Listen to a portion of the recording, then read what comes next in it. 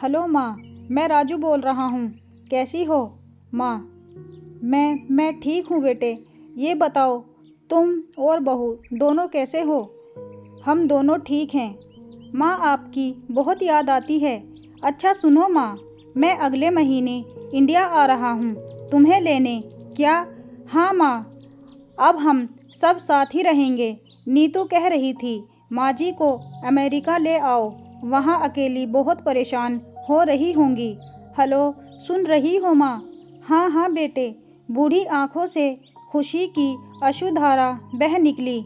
बेटे और बहू का प्यार नस नस में दौड़ने लगा। जीवन के 70 साल गुजार चुकी सावित्री ने जल्दी से अपने पल्लू से आंसू पोंछे और बेटे से बात करने लगी। पूरे 2 साल बाद बेटा घर आ रहा था। बूढ़ी सावित्री ने मोहल्ले भर में दौड़ दौड़ कर ये खबर सबको सुना दी। सभी खुश थे कि चलो बुढ़ापा चैन से बेटे और बहू के साथ गुजर जाएगा। राजू अकेला आया था। उसने कहा कि माँ, हमें जल्दी ही वापस जाना है, इसीलिए जो भी रुपया पैसा किसी से लेना है वो लेकर रख लो, और तब तक मैं किसी प्रॉपर्टी डीलर से मकान की बात करता हूँ। मकान? माँ ने पूछा। हाँ माँ, अब ये मकान बेचना पड़ेगा, वरना कौन इसकी देखभाल करेगा? हम सब तो अब अमेरिका में ही रहेंगे। बूढ़ी आंखों ने मकान के कोने कोने को ऐसे निहारा जैसे किसी अबोध बच्चे को सहला रही हो। आनन फानन और औने पौने दाम में राजू ने मकान बेच दिया। सावित्री देवी ने वो ज़रूरी सामान समेटा जिससे उनको बहुत ज़्यादा लगाव था। राजू टैक्सी मंगवा चुका था।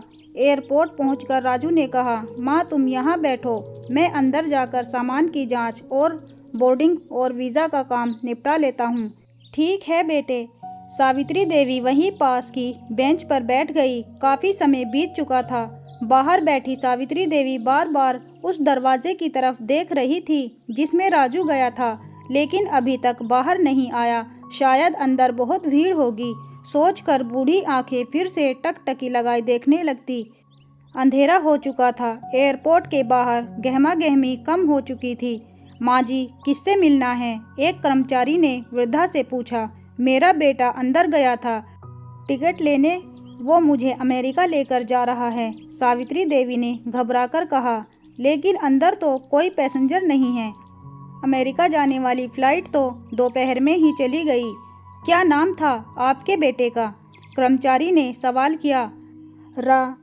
राजू। सावित्री के चेहरे पे चिंता की लकीरें उभर आई। कर्मचारी अंदर गया और कुछ देर बाद बाहर आकर बोला, माँ जी, आपका बेटा राजू तो अमेरिका जाने वाली फ़्लाइट से कब का जा चुका। क्या? वृद्धा की आंखों से आंसुओं का सैलाब फूट पड़ा। बूढ़ी माँ का रोम रोम कांप उठा। किसी तरह वापस घर पहुंची, जो अब बिक चुका था। रात में घर के बाहर चबूतरे पर ही सो गई। सुबह हुई तो दयालु मकान मालिक ने एक कमरा रहने को दिया। पति की पेंशन से घर का किराया और खाने का काम चलने लगा। समय गुजरने लगा। एक दिन मकान मालिक ने वृद्धा से पूछा, माँ जी, क्यों नहीं आप अपने किसी रिश्तेदार के यहाँ चली जाएं? अब आपकी उम्र भी बहुत हो गई, अकेली कब तक रह पाएंगी? हाँ, चली तो जाऊं, लेकिन कल को मेरा बेटा आया तो यहाँ फिर कौन उसका ख्याल रखेगा? आंखों से आंसू आने लग गए। दोस्तों, आपसे विनती है, माँ बाप का दिल कभी मत दुखाना। आखिर माँ तो माँ होती है। आशा करती हूँ आज की ये कहानी आपको ज़रूर पसंद आई होगी। अगर पसंद आई तो चैनल को लाइक, शेयर एंड सब्सक्राइब करना ना भूलें। मिलते हैं नेक्स्ट वीडियो में, तब तक के लिए बाय बाय।